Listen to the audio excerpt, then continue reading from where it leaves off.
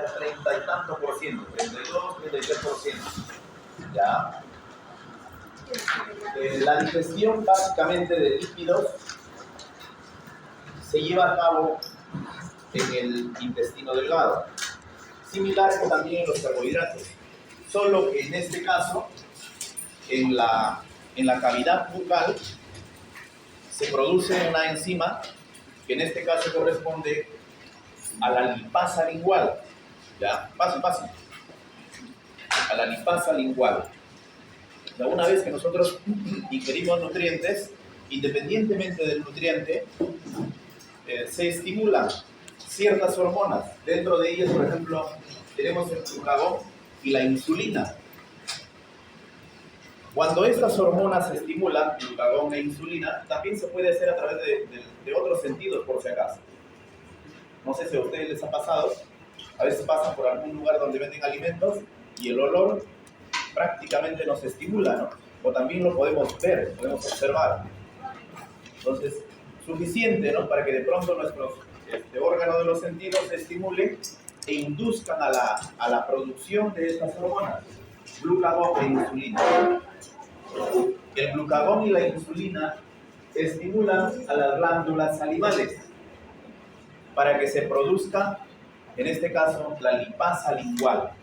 Pero resulta que esta lipasa lingual no actúa a nivel de la lengua, mejor dicho, a nivel de cavidad bucal.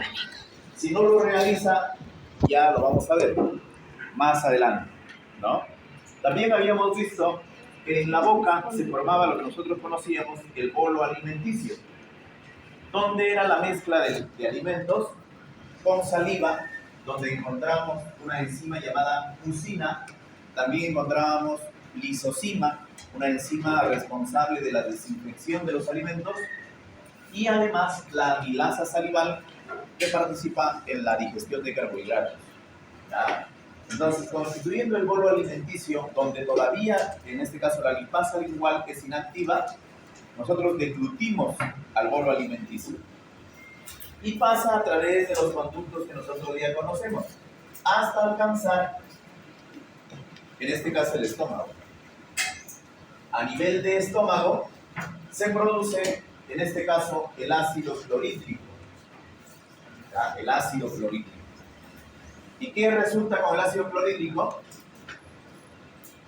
El ácido clorhídrico es el responsable de disminuir el pH, porque nosotros a nivel de cavidad bucal, dependiendo del alimento que nosotros podemos ingerir, que alimentos ácidos y alimentos alcalinos o alimentos neutros, la idea es que este ácido clorhídrico que se produce en el estómago, cuando se mezcla con los alimentos que nosotros hemos deglutido y constituido el bolo alimenticio, más o menos está alrededor de 4 a 7, 4.5 a 7.5. ¿Eso qué permite? Eso permite que la lipasa lingual, junto a la lipasa gástrica, que también se produce a nivel de estómago, ellas puedan activarse. ¿Ya? O sea, en pocas palabras, la lipasa lingual y la lipasa gástrica, la lipasa lingual producida en las glándulas salivales y la lipasa gástrica producida en el estómago, están como apoenzimas. ¿Sí, profe, qué es una apoenzima?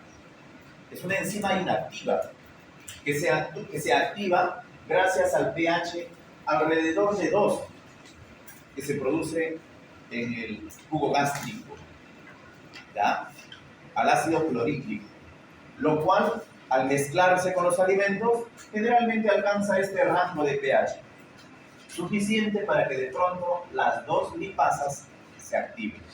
Dice, profe, ¿cómo se activan? Transformándose en una enzima metabólicamente activa. ¿Ya? Bien. A nivel de estómago, nosotros sabemos que existe una válvula, ¿no? Tanto en la parte superior como en la parte inferior.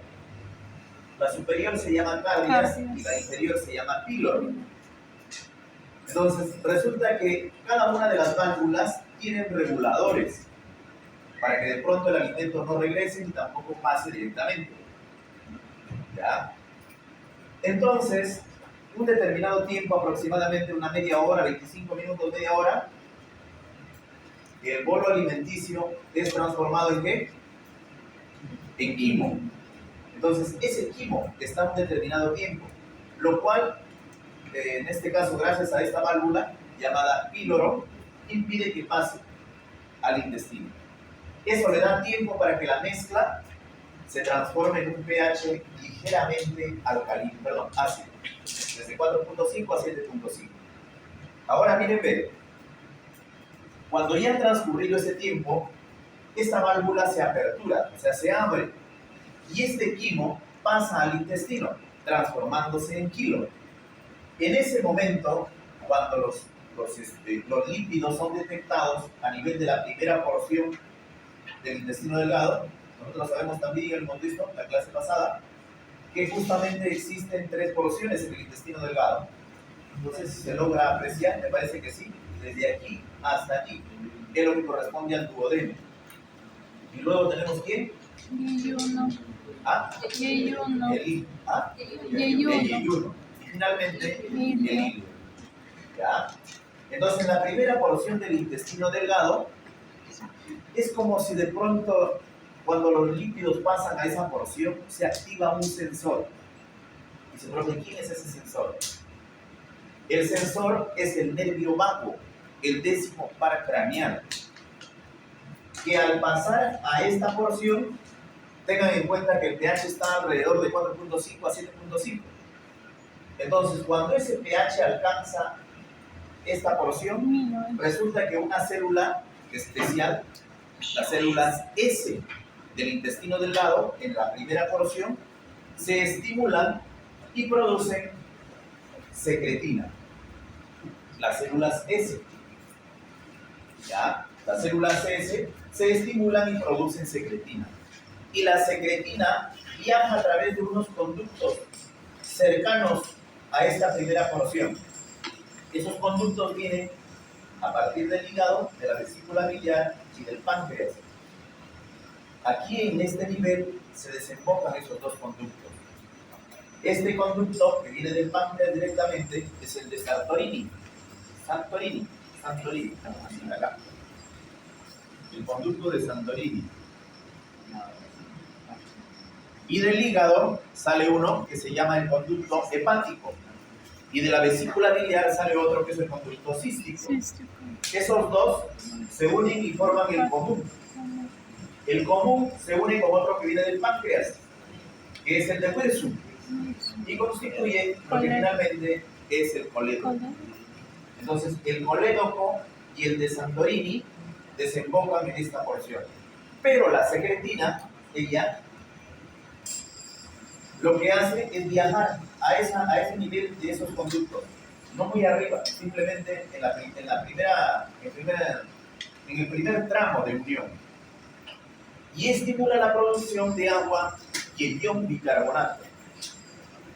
Entonces, ese ion bicarbonato, que es altamente alcalino, un pH más o menos de 11, 10, 11, lo que hace es neutralizar al ácido que ha pasado desde el quimo para constituir el quilo.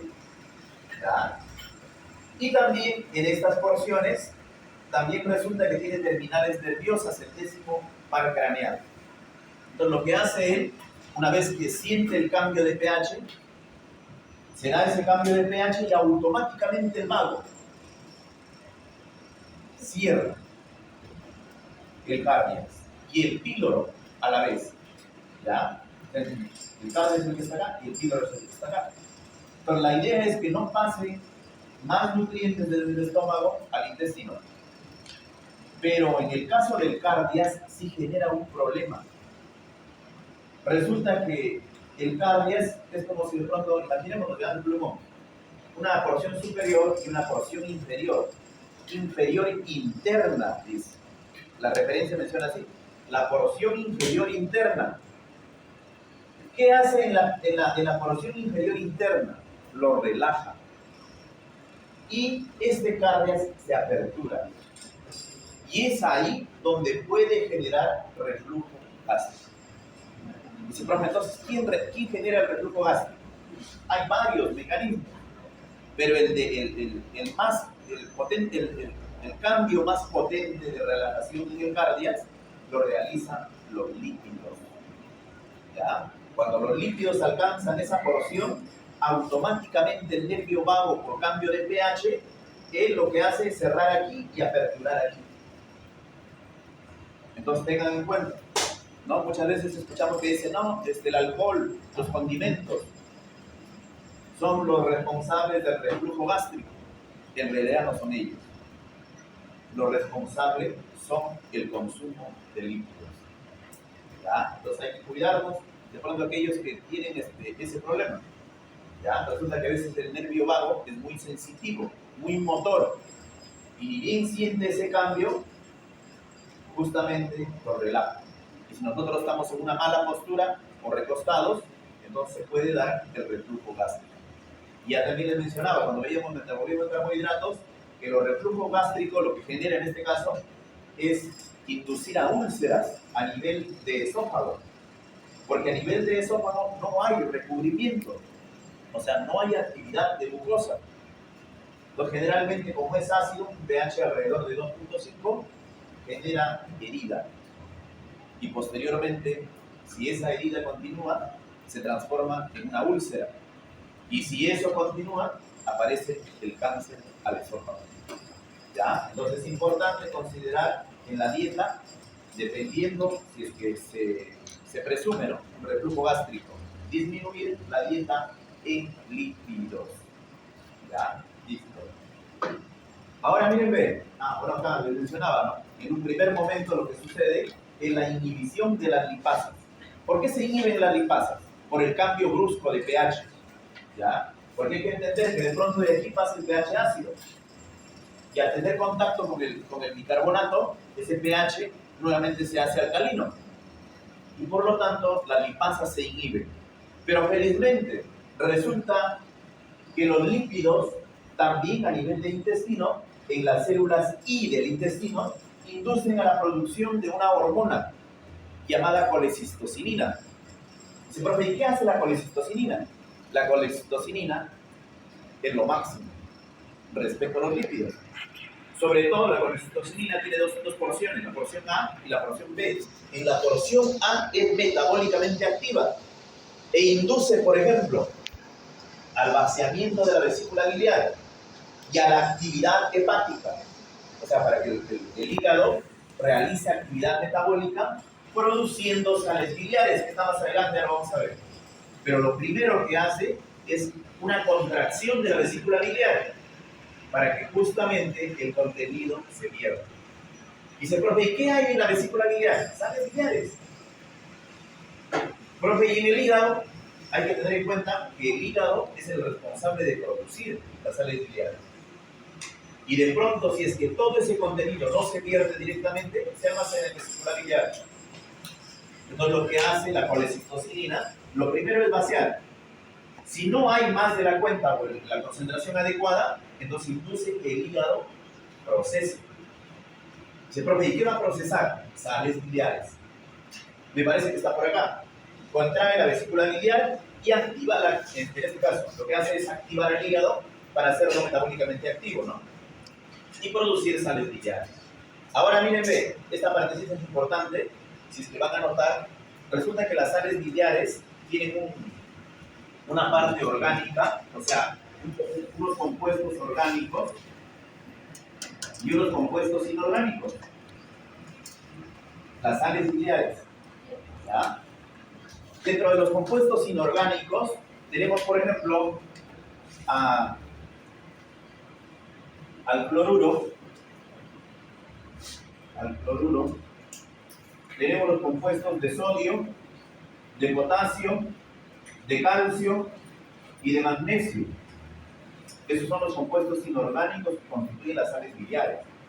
Y dentro de los compuestos orgánicos tenemos dos ácidos. El ácido cólico y el ácido desoxicólico. El cólico y el ácido desoxicólico. También tenemos aquí colesterol.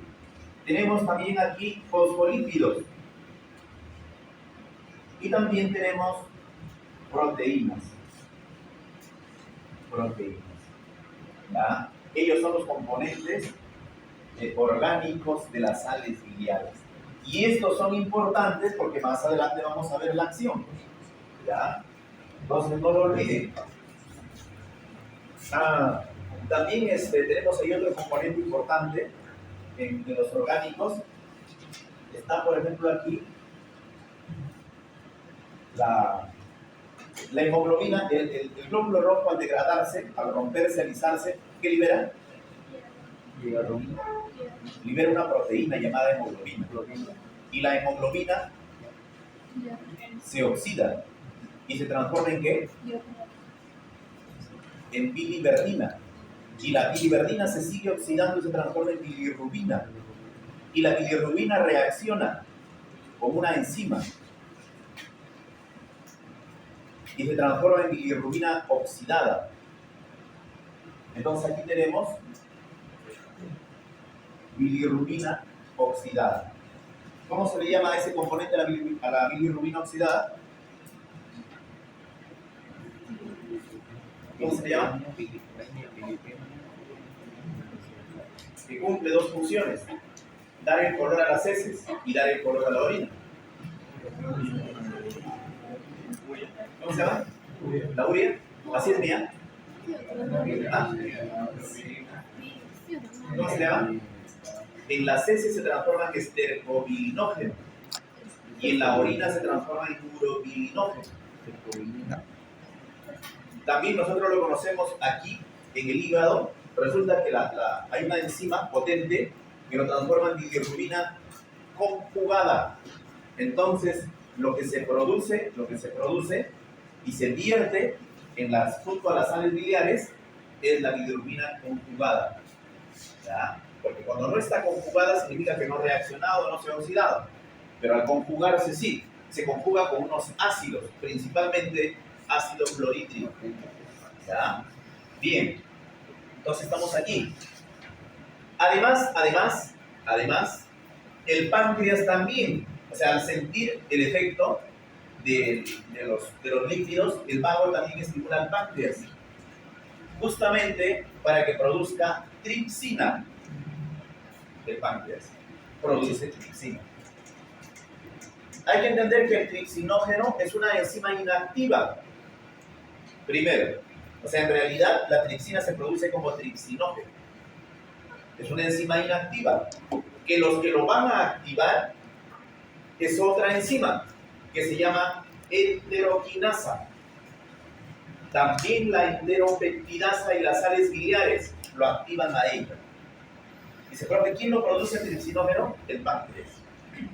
Una enzima inactiva que en el metabolismo de lípidos no tiene importancia, pero al transformarse en una enzima activa llamada tripsina, sí tiene importancia, porque ella directamente no actúa sobre los lípidos, pero sí es responsable de otros procesos que lo vamos a ver más adelante.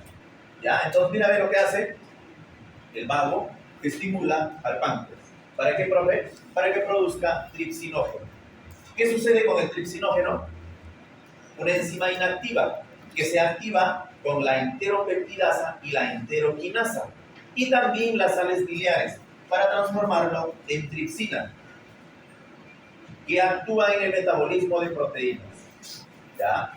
Además, también se producen varias otras enzimas, dentro de ellas lo que les mencionaba, la enteropeptidasa y la enteroquinasa, que más adelante va a ser importante también en la activación de tripsinógeno a tripsina. Además de esas enzimas, se producen profosfolipasa y prolipasa en el páncreas. Dice, profe, ¿y para qué son importantes ellas? También son enzimas inactivas que gracias a otra enzima llamada colipasa se transforman en fosfolipasa y en lipasa. Estas sí tienen importancia porque ellas son las responsables de digerir las micelas de los lípidos para transformarlos en triacilgliceroles. ¿Ya?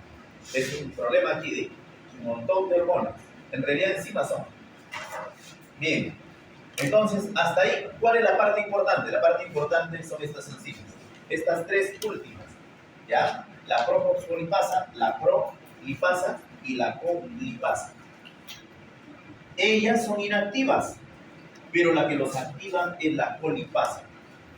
O sea, ella es un cofactor de estas dos, para que ellas se transformen de profosfolipasas en fosfolipasas y la prolipasa en lipasa. Bien, hasta ahí sería metabolismo, pero solamente con actividad enzimática. Acá hay una figurita y aquí lo vamos a entender. ¿Ya? Miren, ven, cuando nosotros, cuando nuestro sistema digestivo, desde el estómago, se vierte ese contenido llamado quimo y pasa a constituir el quilo en el intestino delgado, resulta que todo ese contenido de lípidos, aún todavía en los libros habla de la famosa bola de grasa. Dice, ¿por qué la bola de grasa? Es el kilo. El kilo. Sobre el kilo actúan las sales biliares con sus compuestos inorgánicos y sus compuestos orgánicos, que lo hemos visto por acá. Estos compuestos de las sales biliares actúan sobre esa bola de grasa, o sea, sobre el líquido completo, y lo transforman en compuestos más pequeños. Esos compuestos más pequeños se llaman triacilgliceroles. A ese proceso se le llama emulsificación de las grasas. El proceso donde las sales biliares actúan sobre la grasa compleja para transformarlo en compuestos más pequeños, en bolitas más pequeñas, donde dan origen a los triacilglicéridos, o también llamados triglicéridos. Ese proceso se llama emulsificación. ¿Ya? Y sobre los triacilgliceroles o triglicéridos actúan dos enzimas. La que lo hemos visto, que estaba último en la diapositiva anterior.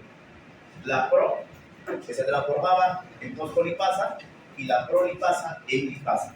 Ahí recién actúan estas dos enzimas sobre los triacilgliceroles, sobre ellos.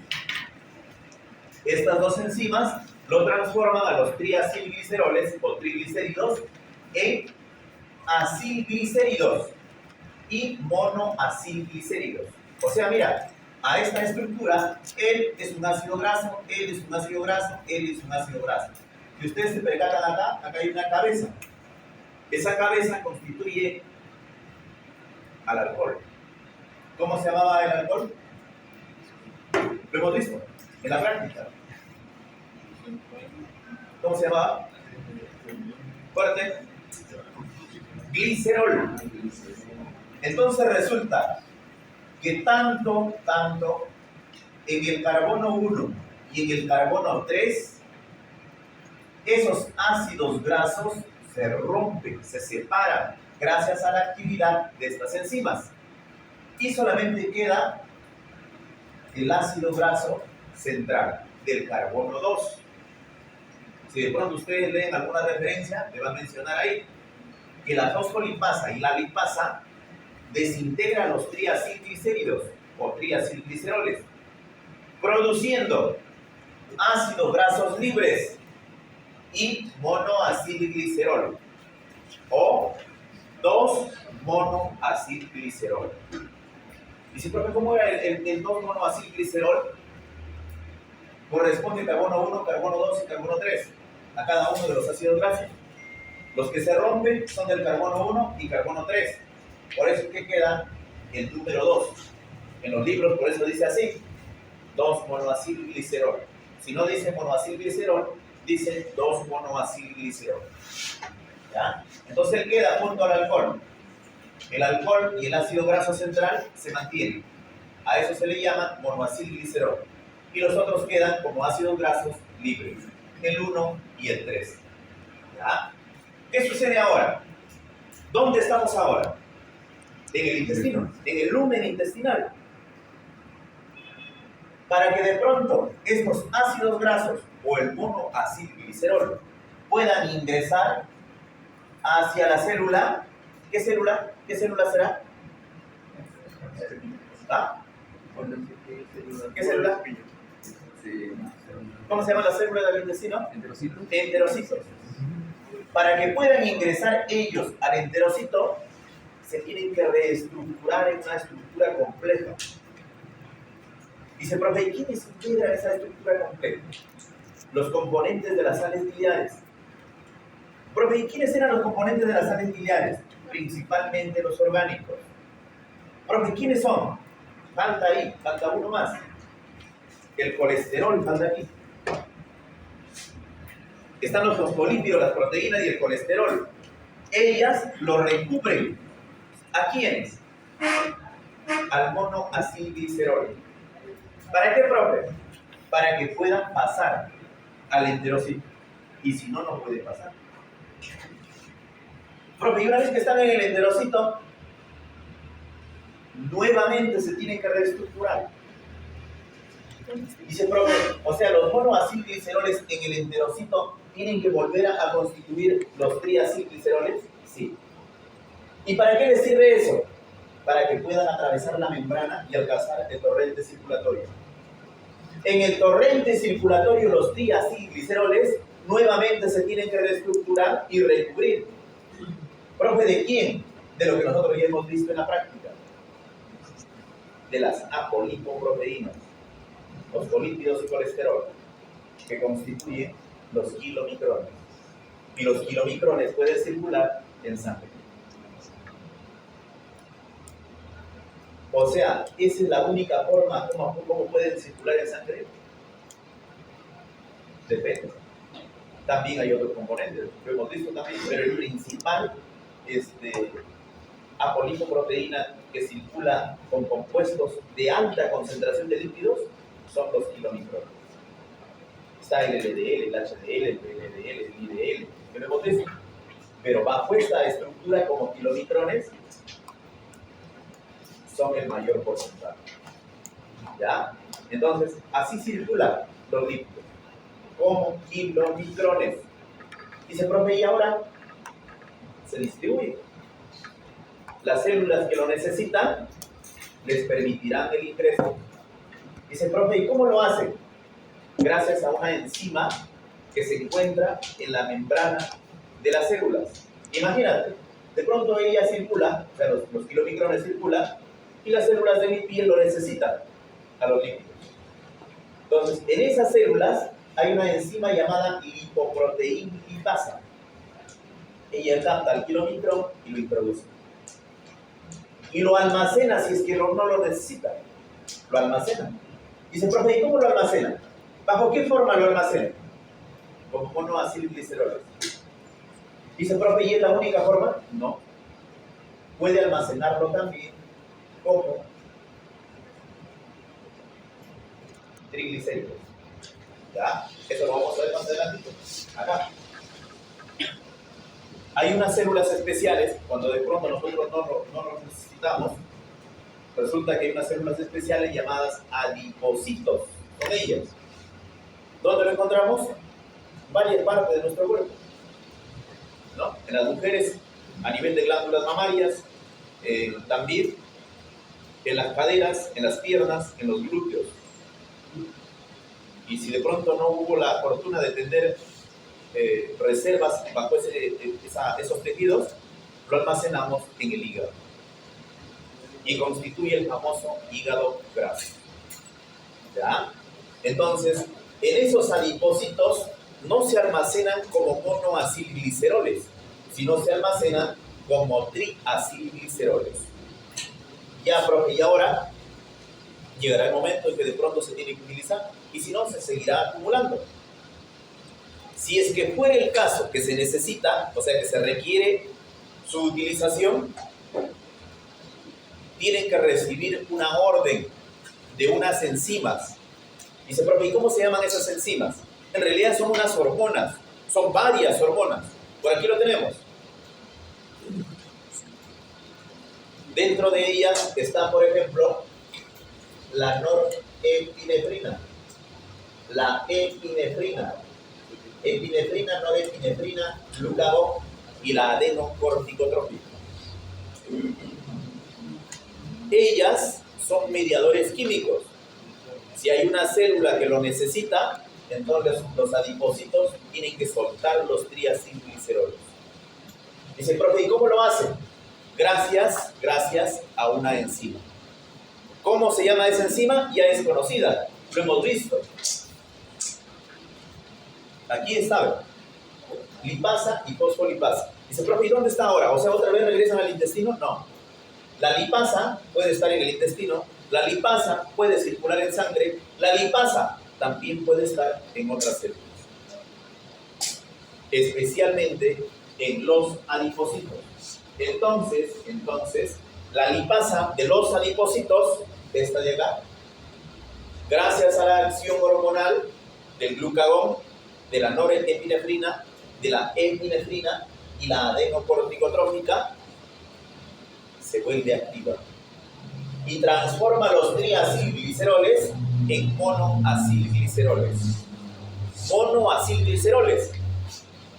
Ya no solamente los dos, sino en monoacilgliceroles. Ya, profe, y ahora salen los monoacilgliceroles. ¿Para qué salen? Para circular en sangre y alcanzar las células que lo necesitan. Los de cadena larga, dice la teoría, los monoacilgliceroles de cadena larga circulan unidos a una proteína llamada albúmina. Y si no, no pueden circular.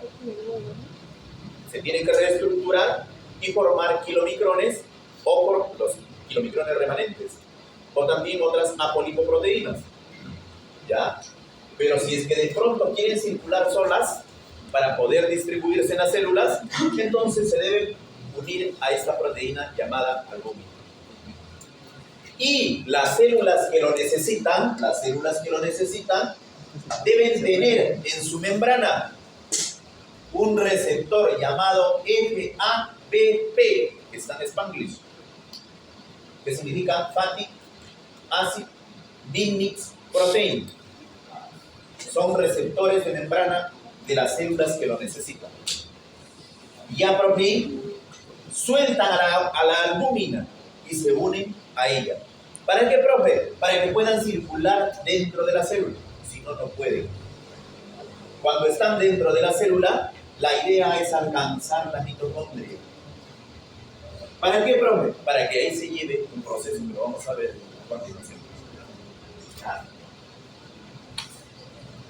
Esto de acá se llama activación de ácidos grasos.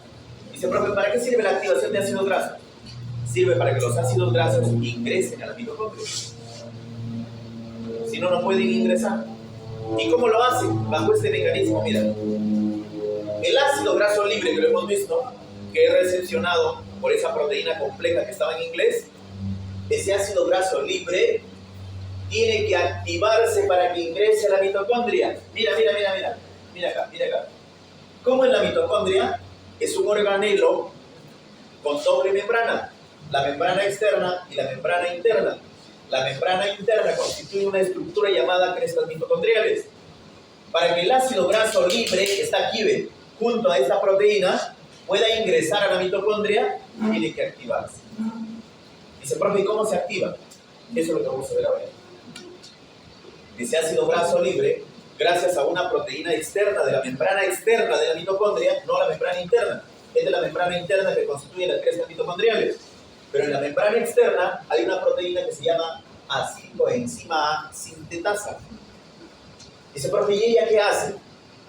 Lo que hace ella permite que de pronto el ácido graso libre se una a la acetilcoenzima A.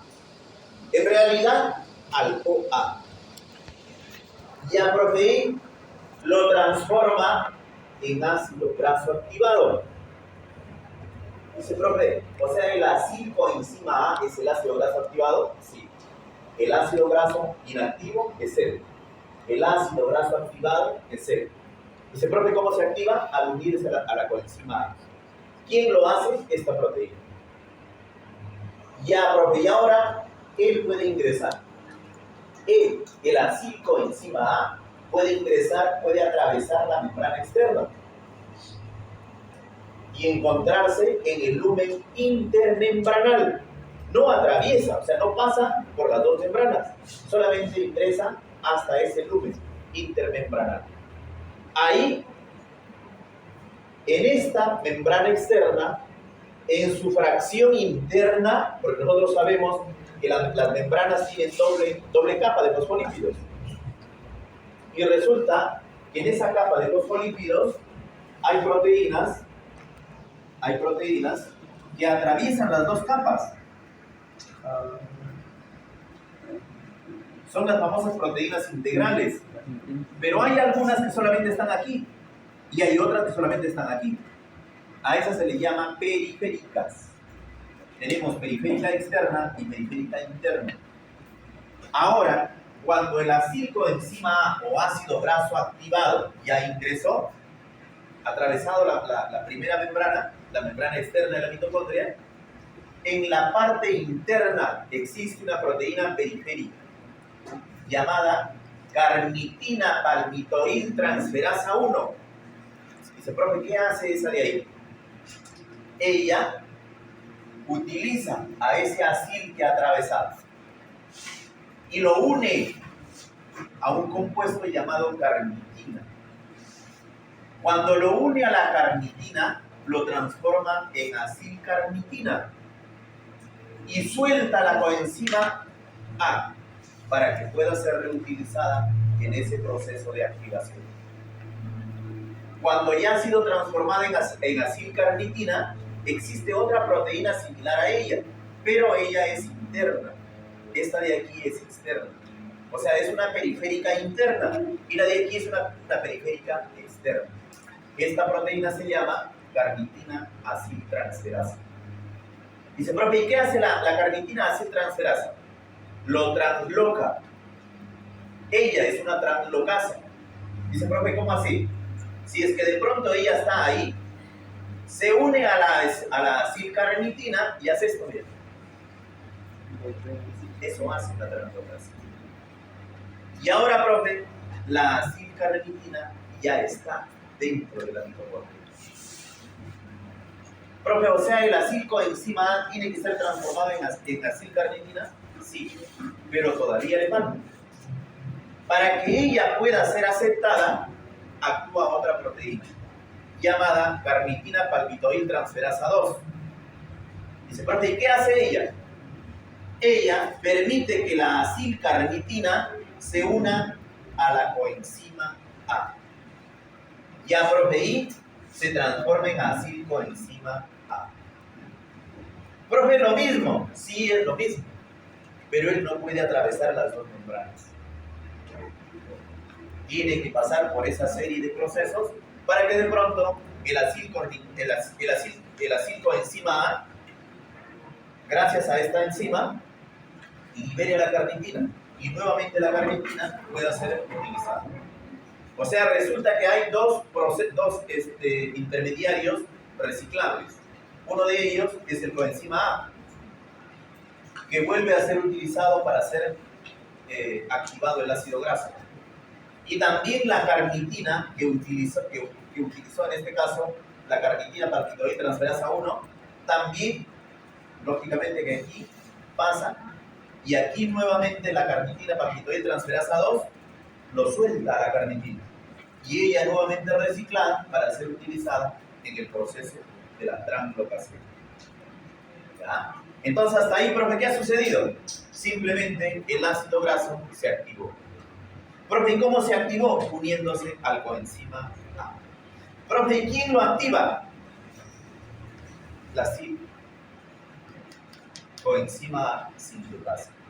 Ella lo activa, pero él no puede ingresar. Por eso es que debe ser transformado en varios intermediarios hasta llegar a acilcoenzima A. Ya, profe, ¿y ahora qué sigue? Ahora sigue el siguiente proceso. El proceso llamado beta-oxidación. Yo les pregunto a ustedes, ¿dónde se llevará la beta-oxidación? En la mitocondria. en el, ¿cómo se le llama? ¿Cómo se le llama el centro de la mitocondria? ¿Ah? ¿Qué? Bueno, ese es. ¿Sí? ¿Cómo se llama? Citosoles de la célula. Se llama mitosol. Mitosol, de mitocondria. ¿Ya? En el espacio interno de la mitocondria, en el mitosol, se lleva a cabo la beta-oxidación. Dice, profe, ¿y ahora qué es la beta-oxidación? Mira. Mira aquí en esta partecita, ¿ya? ¿Quién era el acilcoenzima A? ¿Quién era?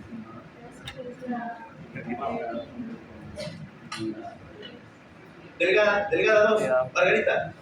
¿Quién era el acilcoenzima A?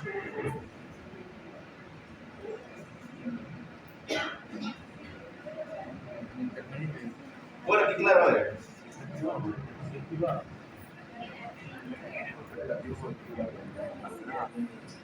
¿Nada? A ver, Mía, ayúdale.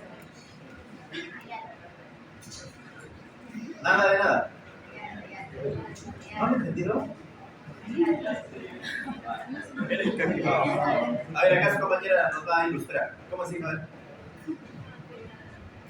¿Quién era el acilcoenzima A? Nada. ¿Quién más? ¿Quién es el acilcoenzima A? Que se unía para... El acilcoenzima A es un ácido graso unido al coenzima A. Ese es el acilcoenzima A. Aquí está, ¿ve? Profe, ¿quién es el acilcoenzima A? Un ácido graso. Profe, ¿quién es un ácido graso? El triglicérido desdoblado en monoacilgliceroles hasta liberar el glicerol y esos ácidos grasos. Estos ácidos grasos deben ingresar a la mitocondria, pero no pueden. Por eso es que tienen que activarse.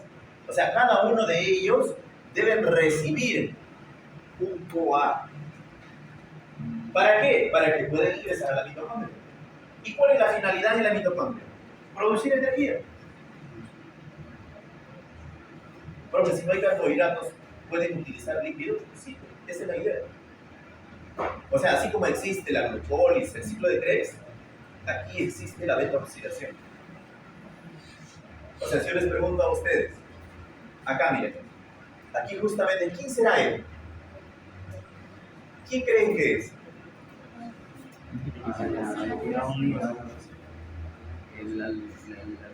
¿Tiene el coenzima A? ¿Quién será? ¿Ah? ¿Quién será? El ácido graso libre. El ácido graso libre.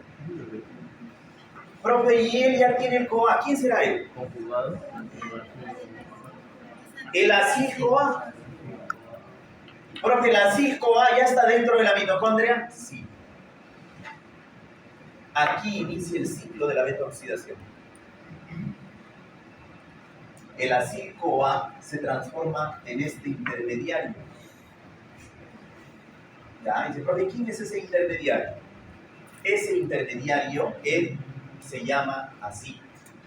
Lo vamos a hacer desde aquí, ¿eh? Ácido graso libre. Vamos a hacerlo con letras porque ahí hay números. Ácido graso libre. El B, acilcoenzima A.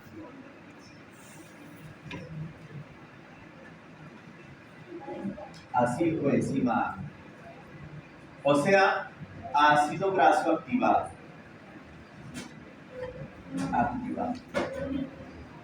Antes que continuemos,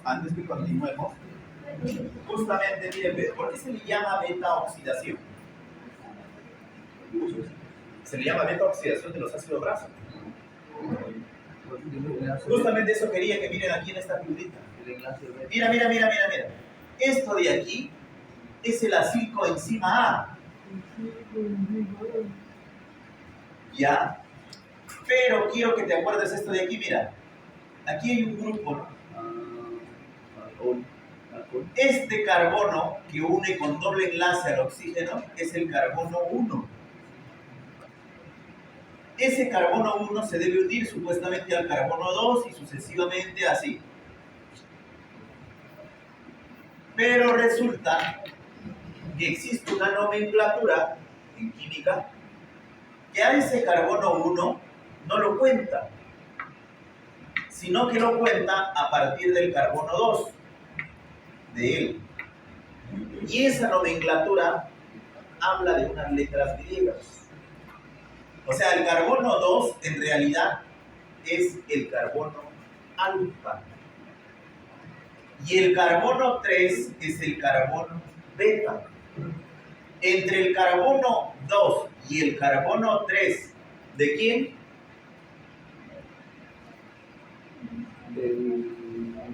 ¿De quién? El ácido. El ácido. ¿Mía de quién? Ácido. De carbono. De la coenzima A. Ya, profe, ¿qué existe ahí? Ahí se lleva a cabo la ruptura. ¿Para qué, profe? Para formar esto de aquí, mira. O sea, aquí, mira. Aquí ve. Y se libera esto de aquí, ve. Y él constituye otra estructura. Perdón, esto de aquí. ¿Y quién será esta estructura de aquí para acá ahora?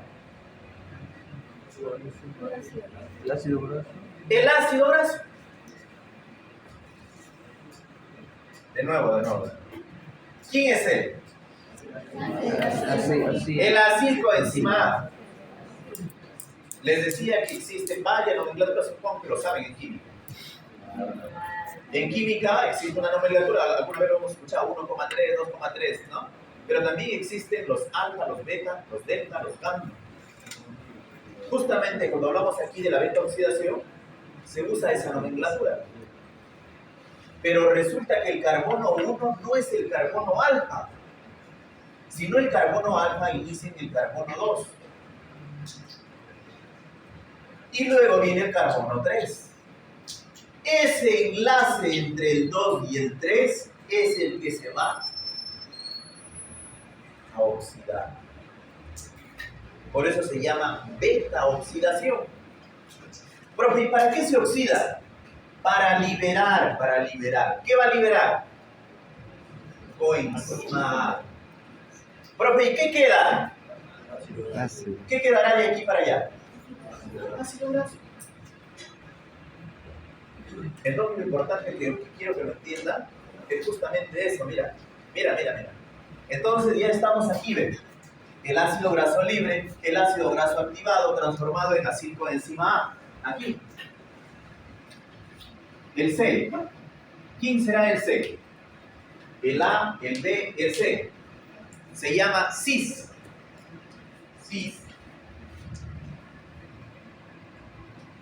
Cis de enoil coenzima A. Es este de acá. Y luego aparece él, que es de acuerdo a su nombre que tiene aquí el grupo. L, 1, 2, 3,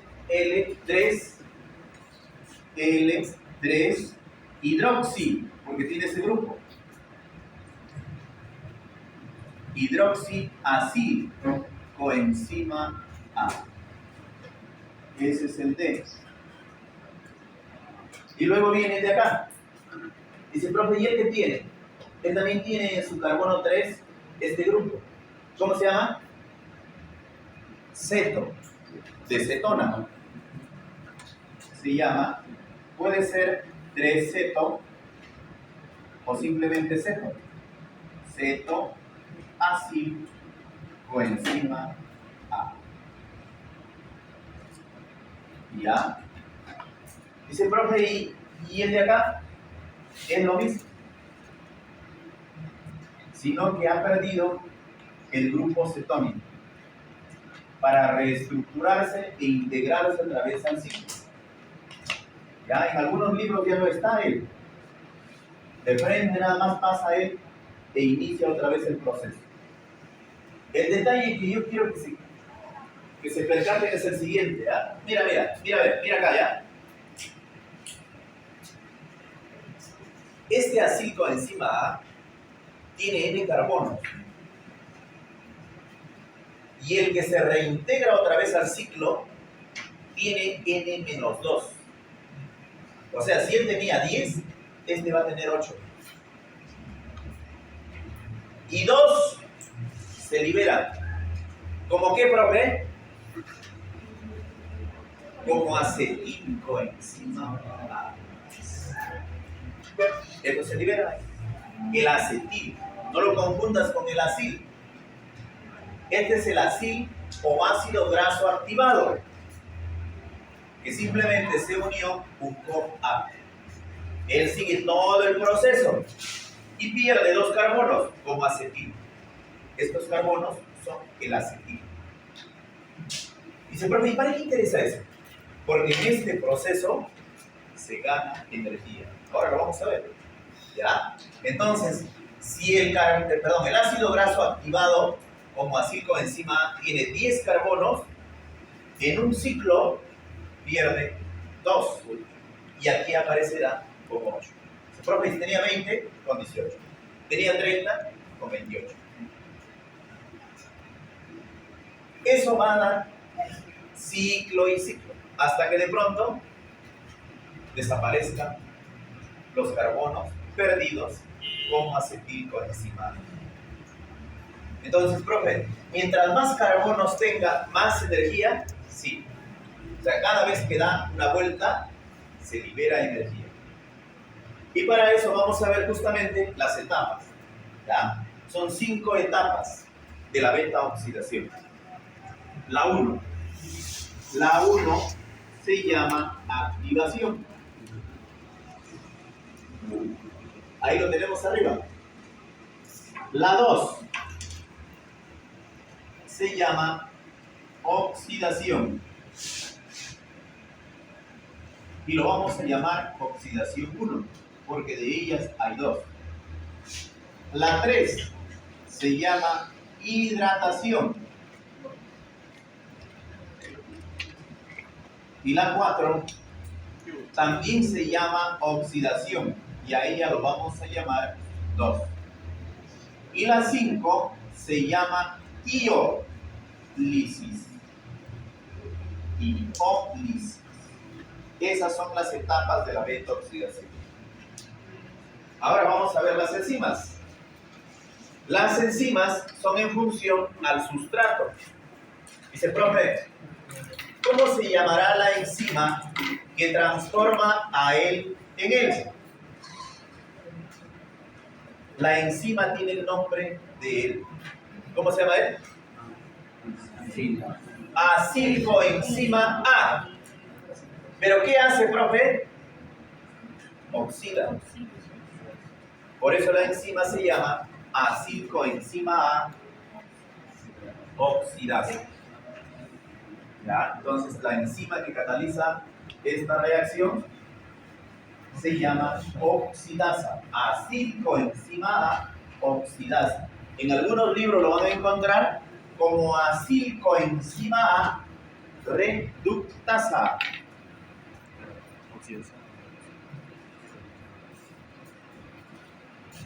Mejor lo vamos a copiar, ¿eh? ¿Dónde estaba eso? Aquí. Aquí, la enzima que está acá. ¿Cómo se llama la enzima? Es de acuerdo al sustrato. Se llama acilcoenzima A. En algunos otros libros dice deshidrogenasa. Deshidrogenasa. Dice, profe, ¿por qué se llama deshidrogenasa?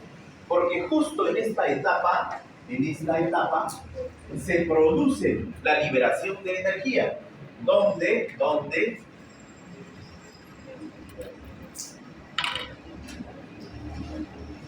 El Fa transformado en FAD H2. En FAD H2. En FAD H. En FAD H.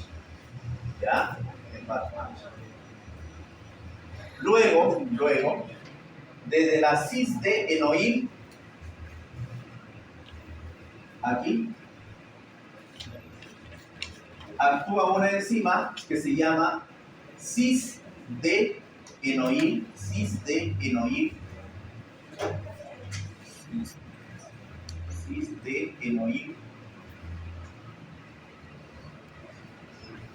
hidratasa, porque ahí justamente ingresa una molécula de agua. Y luego tenemos acá, la enzima se llama hidroxiacil.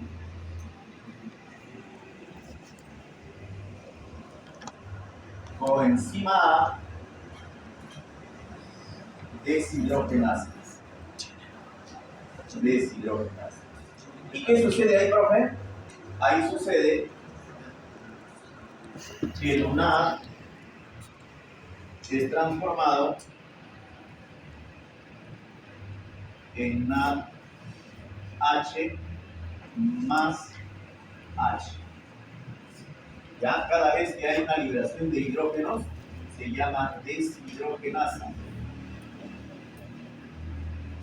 ¿Ya?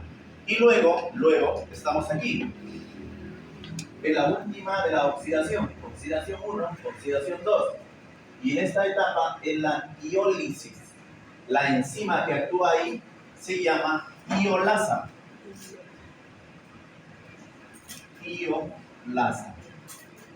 Dice, profe, ¿qué hace la tiolasa?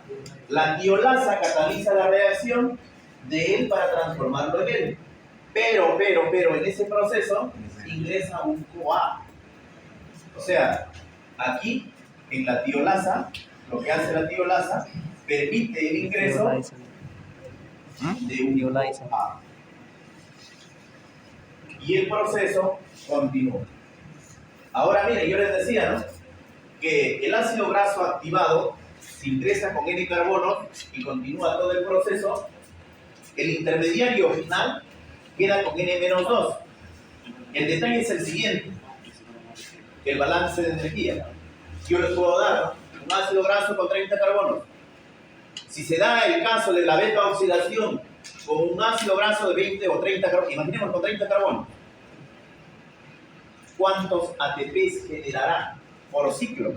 ¿Y cuántos ATPs generará hasta desintegrar ese ácido graso? El detalle es el siguiente: por cada proceso, por cada ciclo de beta oxidación, aquí se libera un FAD. El FAD equivale a 1.5 ATPs y el NAD equivale a 2.5 ATPs. Si tenía 30 carbonos, ¿cuántos ATPs me generarán? A ver, ahora sí, Margarita, tú misma eres. Si se desintegra hasta la mitad, ¿cuántos ATPs generaría ese ácido graso?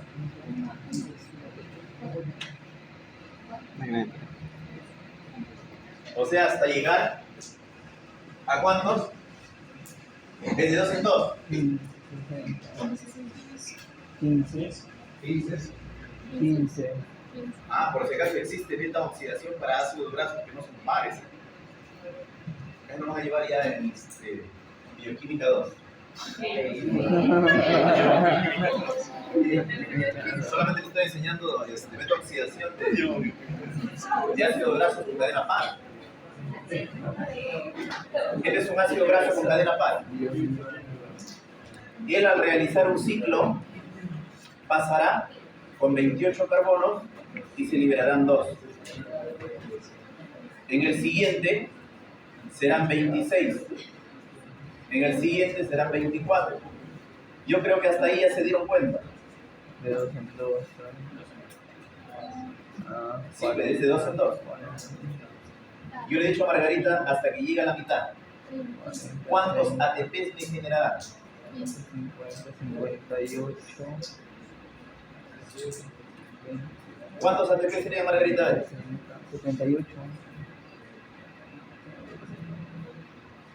Solamente al perder 2, o sea, un acetil, 78. ¿cuánto tengo acá? 78.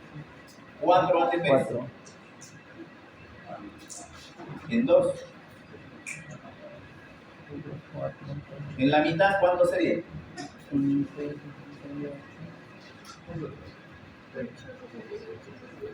26. No, 39. 39.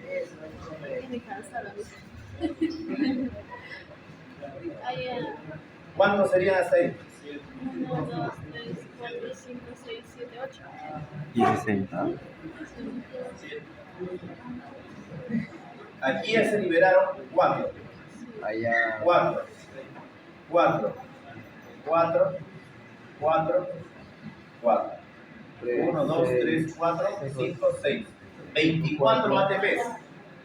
24 ATPs. ¿Ya? Si es que de pronto llega hasta 16 carbonos. 24 ATPs. Ya nos vamos ya. Ahí nos vamos a quedar. ¿Alguna pregunta? ¿No? Muchas preguntas.